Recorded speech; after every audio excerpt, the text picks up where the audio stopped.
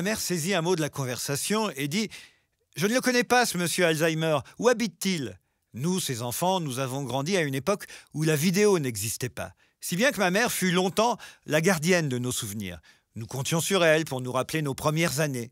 Elle seule pouvait nous raconter que lorsqu'il était bébé, l'un de nous tenait fièrement son biberon à 2 mains, que son deuxième avait fait ses premiers pas à 11 mois, que tout petit, le numéro 3 avait disparu un jour et qu'on l'avait trouvé endormi dans le panier d'un chien au fond d'une caravane de forains. Ou encore qu'un autre, quel phénomène celui-là, engloutissait à la suite plusieurs cuillères d'épinards pour mieux les recracher d'un seul jet. Alors, elle partait d'un grand rire.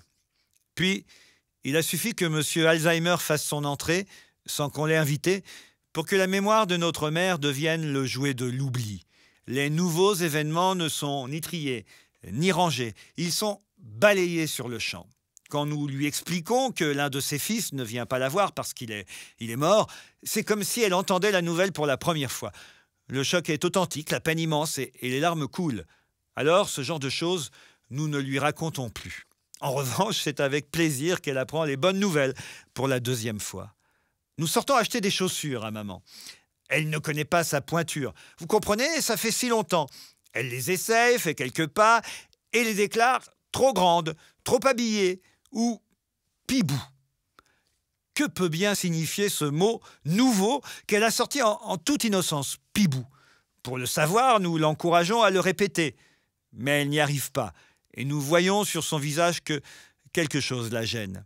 Puis elle finit par trouver la paire idéale et se balance gaiement sur ses talons. Je suis comme dans des chaussons.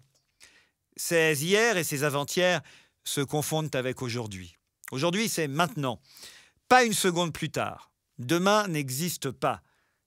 Il y a peu de temps encore, la mémoire de notre mère ressemblait à une maison hantée par les courants d'air. Aujourd'hui, c'est un désert. Son regard s'est tourné vers l'intérieur. Elle peut partir. Elle est partie. À présent, nous sommes les gardiens de nos vies et de la sienne. Le passé de notre mère a trouvé refuge dans nos mémoires.